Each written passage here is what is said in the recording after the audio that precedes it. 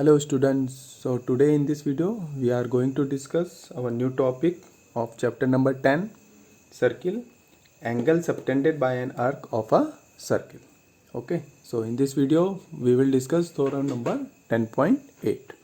So before come to this theorem, I just want to tell you student कि suppose if you have a circle, one circle, अगर आपके पास कोई circle है and if you take two equal chord, one is AB and another is CD.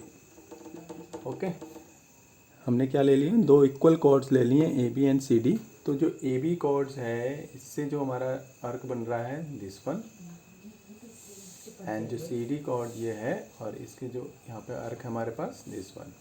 तो अगर आपके पास equals cord हैं तो जो उनकी कॉरस्पॉन्डिंग आर्क्स होंगी वो भी क्या होंगी, इक्वल होंगी. इट मीन्स दैट ये आर्क और ये आर्क भी इक्वल होंगी. और इसका कन्वर्स भी क्या होगा, इसका कन्वर्स भी होगा लाइक दैट कि अगर कोई इक्वल आर्क्स हैं, अगर हमने किसी सर्किल में दो इक्वल आर्क्स ले ली हैं तो उनके कॉरस्पॉन्डिंग कॉर्ड्स भी क्या होंगी, इक्वल होंगी. मीन्स अगर इक्वल आर्क्स हैं तो कॉर्ड भी इक्वल्स होंगे, इक्वल आर्क्स हैं तो उनसे जो कॉर्ड्स बनेंगी वो भी इक्वल होंगी. और अगर आपके पास इक्वल कॉर्ड्स हैं तो उनकी जो आर्क होंगी वो भी इक्वल होंगी. ठीक है, तो it means that if two chords of a circle are equal, अगर किसी सर्किल की दो कॉर्ड्स इक्वल हैं then their corresponding arcs are congruent and conversely. तो उनकी कॉरस्पॉन्डिंग आर्क्स भी क्या होंगी, कॉन्ग्रेंट होंगी और इसका कन्वर्स भी ट्रू होगा. ठीक है, clear. Now come to theorem number 10.8. तो according to this theorem, angle subtended by an arc at the centre is double the angle subtended by it at any point on the remaining part of the circle. ठीक है, तो angle subtended by an arc at the centre is, तो जब भी हम किसी circle की बात कर रहे हैं और उसमें कोई आर्क की बात कर रहे हैं, तो जब भी हम किसी सर्किल में आर्क लेंगे तो स्टूडेंट हमारे पास तीन केस आ जाते हैं. ठीक है, जब भी आप किसी, सपोज आपने एक आर्क ले ली तो either it will be a minor arc, major arc और सेमी सर्किल हो सकता है. ठीक है ना. अगर आपने यहाँ पे ले लिया तो ये कैसी आर्क हो गई, ये हमारी माइनर आर्क होगी. तो इसका बचा हुआ पार्ट, ये वाला पार्ट क्या हो जाएगा, मेजर आर्क हो जाएगा. और बाई चांस अगर यहाँ पे हमने कोई आर्क ले ली तो ये हमारा क्या हो जाता था, सेमी सर्किल हो जाएगा. तो ये जो थ्योरम है हमारे पास तीनों केसेस होंगे इसमें भी. एक तो जब हम सर्किल की माइनर आर्क लेंगे तब angle subtended bye arc at the centre और बचे हुए is double the angle subtended by it any point on the remaining part of the circle. तो तीनों केसेस में हमें ये देखना है. तो हम एक केस डिस्कस कर लेते हैं और अगर वो समझ जाएंगे आप पहला केस तो सिमिलरली लाइक दैट आपके दोनों केसेस में वो बिल्कुल सेम फॉलो होगा. ठीक है स्टूडेंट, तो देख लेते हैं पहला केस. तो मैं ले लूँगा फर्स्ट केस में हम देख लेंगे माइनर आर्क बना के. ठीक है, तो ये हमारा कोई सर्किल है. ठीक है, इस पे हमने एक माइनर आर्क ले लिया स्टूडेंट. कोई ये हमारी एक आर्क है P एंड Q. अब स्टूडेंट ये कह रहा है कि angle subtended by an arc at the centre, ये इसका सेंटर है और इस आर्क से सेंटर पे कौन सा एंगल बनेगा, तो आपको क्या होगा, इसके दोनों के एंड पॉइंट को ज्वाइन कराना पड़ेगा सेंटर से. ठीक है, तो ये हो गया हमारा angle subtended bye arc at the centre. इसका नाम स्टूडेंट हमने O दे दिया. तो जो angle subtended bye arc PQ है, इससे जो सेंटर पे एंगल कौन सा बन रहा है स्टूडेंट, हमारा एंगल POQ बन रहा है. ठीक है ना, ये एंगल बन रहा है सेंटर पे POQ. कह रहे हैं angle is double the angle subtended by it, is double the angle, जो आर्क से सेंटर पे एंगल बन रहा है is double the angle subtended by it, मतलब इसी आर्क से एक और एंगल उसका डबल होगा. कहाँ जो एंगल बनेगा, इसका remaining part of the circle, remaining eight any point on the remaining part of the circle. ये आर्क हो गया आपका PQ, इससे सेंटर पे ये एंगल बन रहा है, सेंटर पे जो एंगल बन रहा है सबटेंडेड एंगल POQ है. अब जो है इसी आर्क से इसी सर्किल के रिमेनिंग पार्ट क्या बचा, ये वाला पार्ट बच गया, ऊपर वाला ये पार्ट जो है, ये रिमेनिंग पार्ट के किसी एक पॉइंट पे कोई एंगल बना रहे हैं हम. ये हो गया, ठीक है, और इसको हमने ज्वाइन करा दिया ये, ठीक है। तो इस अर्क से सेंटर पे एंगल बन रहा है POQ, और इस अर्क PQ से इस सर्किल के रिमेनिंग पार्ट पे कौन सा एंगल बन रहा है, इसका नाम दे दिया हमने A, PAQ, ठीक है। तो ये कह रहा है according to this theorem the angle subtended by an arc at the centre is double the angle subtended by it at any point on the remaining part of the circle. तो it means that ये जो angle होगा, जो अगर इस अर्क से जो सेंटर पे एंगल बन रहा है वो सर्किल के रिमेनिंग पार्ट का डबल होगा। इट मीन्स दैट हमें क्या प्रूफ करना है यहाँ पे, एंगल POQ इक्वल टू, जो एंगल POQ होगा वो ट्वाइस एंगल PAQ होगा, ठीक है। क्या होगा, ट्वाइस एंगल PAQ, ठीक है। तो this we have to proof here, ठीक है। तो अब बेसिकली आप देखेंगे हम इस एंगल और इस एंगल में रिलेशन निकालना है, ठीक है। तो नाउ अब हम क्या करेंगे, इसको स्टूडेंट ज्वाइन करा देंगे ऐसे, और इसको थोड़ा सा आगे तक बढ़ा देंगे, ठीक है। इसका नाम दे दिया हमने B, ओके। अब स्टूडेंट हमें एक चीज़ मालूम है, जब भी आपके पास ऐसी कंडीशन आती है कोई आपका, अब अगर आप इसको फिगर को ऐसे देखें, अगर ये ऐसे फिगर है, एक तरीके से ये क्वाड्रिलेटरल है इस समय, ठीक है। तो मैं इसको ज्वाइन करा देता हूँ ऐसे। तो अगर आपको ये एंगल कैसा है, इसका बाहर का एंगल है, और ये कैसा है, अंदर का एंगल है। तो आपको कोई थ्योरम याद है जो हमने पढ़ी हो, जो बाहर के एंगल, इट मीन्स एक्सटीरियर और इंटीरियर एंगल में कोई रिलेशन लाती हो? तो अगर आपने जूनियर प्रीवियस क्लासेस में या अपनी जो छोटी क्लासेस में है उसमें अगर कोई थ्योरम पढ़ी, एक थ्योरम पढ़ी होगी एक्सटीरियर एंगल वाली, कि जो एक्सटीरियर एंगल होता है वो इक्वल होता है सम ऑफ अपोजिट इंटीरियर एंगल। ये वाली थ्योरम पढ़ी होगी आपने, लाइक दैट, ये सॉरी हमने ये बना दिया, और ये एक्सटीरियर एंगल होगा, ठीक है। और ये किसके सम होता था, अगर कोई एंगल ABC नाम दे दूं, तो this exterior angle C equal to होता था angle A plus angle B, opposite interior angle के सम के इक्वल होता था, ठीक है। तो उस थ्योरम का हम यहाँ पे भी यूज़ करने जाएंगे, okay, clear. So now come to here again.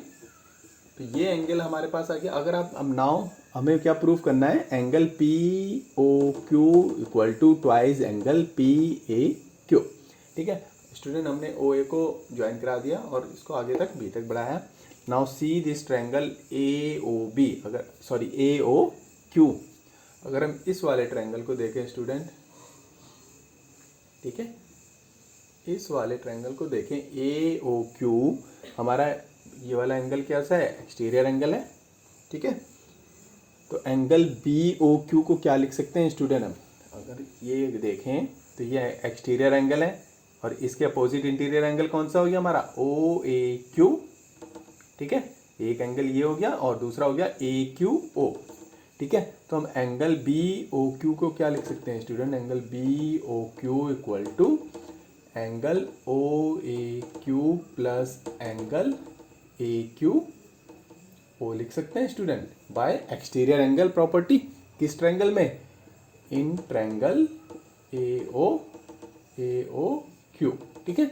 In triangle AOQ हमें क्या मिल गया, angle exterior angle BOQ equal to angle OAQ plus AQO, clear student.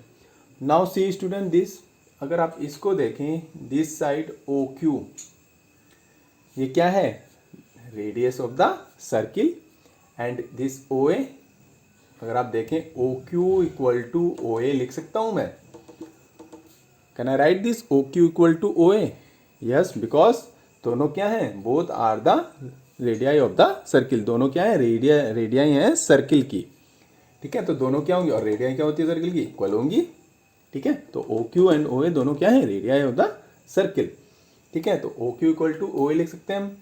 अब स्टूडेंट अगर आप ये देखें, अगर इस ट्रायंगल में OQ और OA इक्वल है, ठीक है, OQ एंड OA इक्वल है, तो आपने एक प्रॉपर्टी पढ़ी होगी स्टूडेंट आइसोसेलेस ट्रायंगल की, ठीक है। हमने ये पढ़ी थी, ट्रायंगल के लिए हम बोलते हैं, अगर opposite angle of the equal, sorry if the sorry हाँ, opposite angle of a equal sides are equal in a major, अगर दो साइड्स इक्वल हैं, ए बी और ए सी इक्वल हैं, तो ए बी और ए सी इक्वल हैं, तो इसके अपोजिट एंगल सी और ए सी का अपोजिट एंगल बी, तो ये एंगल बी और एंगल सी भी क्या होते हैं, इक्वल होते हैं।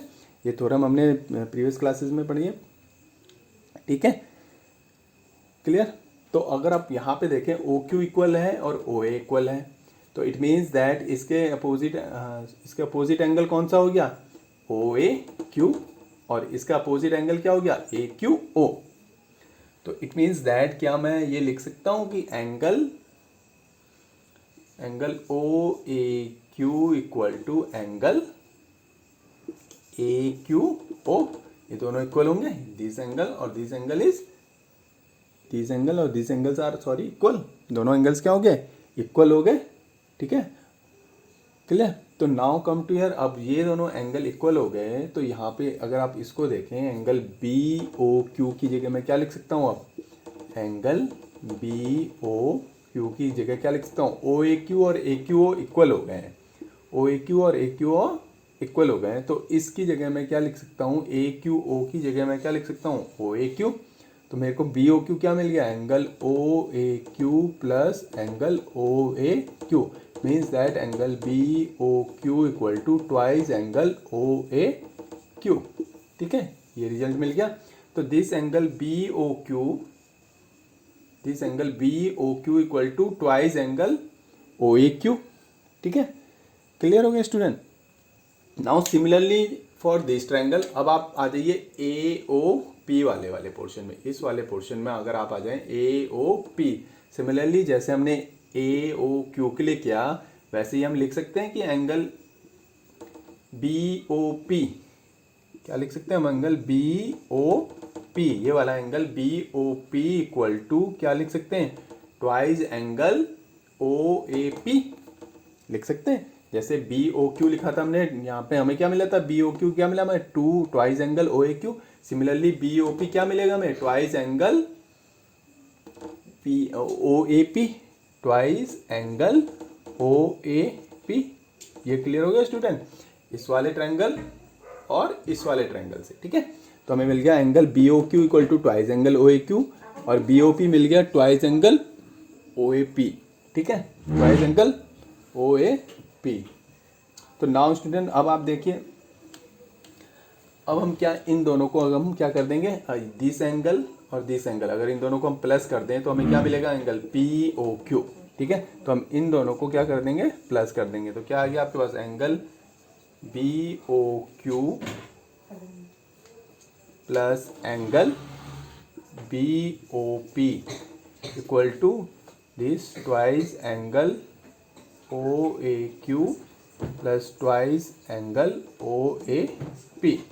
अब angle B O Q plus B O P हमारा क्या हो गया, एंगल दिस वन, एंगल इसकी जगह क्या लिख देंगे हम, एंगल पी ओ क्यू, ठीक है, एंगल पी ओ क्यू, और ये हमारा कॉमन हो गया ट्वाइस, और angle O A Q plus angle O A P, और एंगल ओ ए, ये वाला एंगल देख लें आप, angle O A Q plus angle O A P, इसकी जगह क्या लिख सकते हैं हम, एंगल पी ए क्यू। तो इसकी जगह क्या लिख सकते हैं, एंगल पी ए क्यू। तो हमें क्या मिल गया, ये angle P O Q equal to twice angle P A Q. यही हमें स्टूडेंट प्रूफ करना था कि angle subtended by an arc at the centre is double the angle subtended by it at any point on the remaining part of the circle. Okay student, तो ये हमारा हमने ये किसके लिए किया, ये स्टूडेंट माइनर आर्क के लिए। सिमिलरली हमारे पास सेमी सर्किल के लिए भी होगा और मेजर आर्क के लिए भी होगा, बट सेम ऐसी होगा, रिजल्ट आपका सेम ही रहने वाला है, तो वो हमें रिजल्ट सेम ही मिलेगा। अब माइनर आर्क और मेजर आर्क के लिए अगर आप देखेंगे तो कैसे फिगर बनेगा आपका। अब अगर आपको पास सेमी सर्किल हो गया तो फिगर आपका क्या बनने वाला है, सेम, ये क्या हो गया आपका सेमी सर्किल, ठीक है। तो इससे जो एंगल बन रहा है दिस वन, और जो यहाँ पे remaining part of the circle angle बनेगा दिस वन। तो आपका फिगर कुछ ऐसा हो जाएगा। और सेम आपको क्या करना है, जो अभी मैंने यहाँ पे बताया था, सेम सिमिलरली केस 1 की तरह आप इसको सॉल्व कर सकते हैं। ये आप मिला देंगे, ये एंगल हो जाएगा, दिस एंगल, ठीक है। ये फिगर बना, सेम करना यही है आपको, ठीक है। और अगर आपके पास कैसा केस होगा, जब आपके पास केस होगा मेजर अर्क का, तो उसके लिए फिगर कैसा बन जाएगा आपका, लाइक दैट। आपने सर्किल बना दिया। अब मेजर अर्क लेना है आपको, ठीक है। क्या लेना है आपको, मेजर अर्क। तो अर्क ये हो गई आपकी, ये पॉइंट ले लिया हमने P और ये Q, इसको ज्वाइन करा दिया। तो जो एंगल सबटेंडेड बाय ये मेजर अर्क से जो एंगल सेंटर पे बन रहा है O पे, वो ये एंगल हो गया, ठीक है। और इससे जो अनदर एंगल बनेगा, रिमेनिंग पार्ट बचा ये माइनर अर्क पे, तो ये एंगल ले लेंगे, ठीक है। ये ले लिया, इसको फिर अगेन ऐसे ज्वाइन करा देंगे। तो फिर ये एक्सटीरियर एंगल और ये वाला ट्रायंगल ले लेंगे आप, ये वाले पार्ट में, और इस वाले पार्ट और इस वाले पार्ट, ठीक है। क्लियर। तो ये सेम रिजल्ट हमारा क्या आएगा, यही आएगा, ठीक है, कि angle subtended by an arc at the centre is double the angle subtended by it at any point on the remaining part of the circle. Okay, ठीक है। तो बेसिकली इस थ्योरम का अगर आपका एप्लीकेशन हमारा कैसे यूज़ होगा, जिस क्वेश्चन में हम कैसे कहेंगे, इसका मतलब अगर आप उसमें जाएं तो सपोज़ अगर मैं कहूँ ये कोई अर्क है पी क्यू, और ये आपको दिया हुआ है सेंटर ओ, ठीक है। और ये कोई दे रखा है आपको यहाँ पे एंगल, ये दे रखा है। सपोज़ मैं कहूँ ये एंगल आपका 20 डिग्री है, ठीक है। क्या है, एंगल 20 डिग्री है। और अगर मैं कोई पूछे आपसे कि भाई what is the value of angle P O Q, तो it means that if this one is 20 degree, तो दैट मीन्स एंगल ओ, ये वाला एंगल क्या हो जाएगा, P O Q, twice angle P A Q. It means that 2 × 20 = 40 degree, ठीक है। तो अगर ये 20 है तो this one is 40 degree. Clear. और बाई चांस इसका जस्ट रिवर्स देख लीजिए आप। सपोज ये कोई एंगल आपका सेंटर पे 60 डिग्री दे रखा है, ठीक है।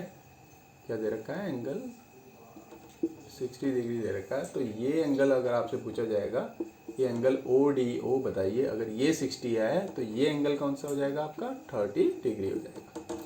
Clear student. Okay, thank you.